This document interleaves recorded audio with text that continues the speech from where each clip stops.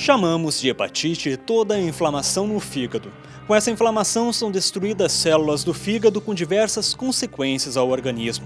Na hepatite crônica ocorre uma destruição lenta das células do fígado, que aos poucos vão se regenerando ou formando cicatrizes. Nessa fase praticamente não há sintomas. Por esse motivo, muitas pessoas não descobrem a doença, até que seja tarde demais. O que acontece é que a destruição das células do fígado pode chegar a um ponto em que a regeneração não é mais possível e o fígado pode não ser mais capaz de funcionar normalmente. Isso, junto com a formação de cicatrizes no fígado, é o que chamamos de cirrose. Buscamos o auxílio de um profissional da medicina para melhor entender essa doença.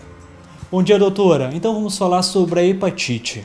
O que é a hepatite crônica? Hepatite crônica é toda inflamação no fígado que tem um período de duração superior a 6 meses. E isso pode ter várias etiologias, né? Não só hepatite B e C, mas medicamentosa, álcool, né? Metabólica. Doutora, e quais são os principais riscos de progressão para a hepatite crônica? Quando a gente fala em hepatite B e C, o risco de evolução para hepatite crônica na hepatite B é em torno de 5% em adultos e na hepatite C isso varia de 60% a 80%. Então, no caso da C, a maioria das pessoas que entram em contato com a hepatite C não vão conseguir curar e vão ter hepatite crônica. E quais são as formas de contágio? As hepatites B e C são transmitidas de forma muito semelhante à infecção pelo HIV, né? As principais vias de transmissão são através do contato sexual ou através do contato com sangue, quer seja por transfusão, cirurgia, tatuagens, uso de drogas, né? É muito importante alertar, antigamente se usava como aplicações de vitaminas em ex-atletas, então infelizmente ex-atletas de futebol da década de 70 e 80 precisam procurar fazer essa testagem, né? Porque essas são as principais vias de transmissão dessa doença. E é importante nós também alertarmos em relação à disponibilidade da vacina da hepatite B. Então toda pessoa que se sente com um risco maior, né, de entrar em contato com o sangue, quer seja um profissional de saúde, uma manicure, pessoas que precisam tomar sangue ou se hospitalizar com frequência, profissionais de sexo podem se vacinar e, é claro, além dos menores de 25 anos, que já está sendo ofertada na rede pública. Ela tem sintomas ou é assintomática? Infelizmente, né, essas hepatites, elas são doenças assim muito traiçoeiras. Na imensa maioria das vezes, elas não causam nenhum sintoma. Elas não causam aqueles clássicos sintomas de olhos amarelados, urina escura.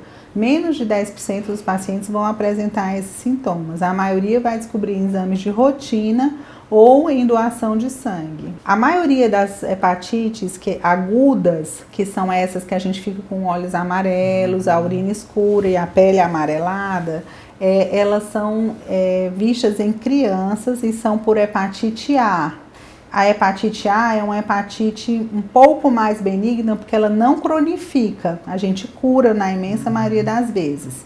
E esses sintomas você só vai ver na hepatite B em menos de 10% dos casos e na hepatite C é extremamente raro, quase nunca o paciente apresenta esse tipo de sintoma. E doutor, o que é a biópsia hepática?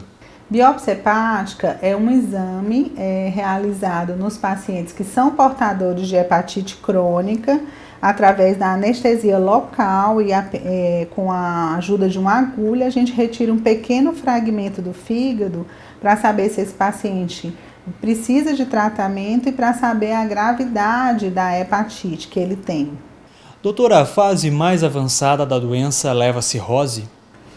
Bom, cirrose significa que esse fígado está regenerando e geralmente isso acontece no estágio avançado da doença, significa que essa hepatite tem muito tempo de doença e cirrose pode causar a perda da função do fígado. A cirrose acontece em torno de 20% dos pacientes que têm hepatite crônica C e 20% dos pacientes que têm hepatite crônica B que não forem tratados adequadamente. Por isso a importância dessa sua divulgação, para que esses pacientes sejam diagnosticados não na fase de cirrose, mas sim na fase de hepatite, em que a gente pode tratar e prevenir essa complicação. Doutora, o paciente ele nota aumento no volume abdominal? O aumento do volume abdominal, acontece nesses pacientes geralmente quando eles têm já cirrose instalada e geralmente quando eles apresentam uma cirrose descompensada e aparecimento de ascite, que é a presença de água na barriga, certo?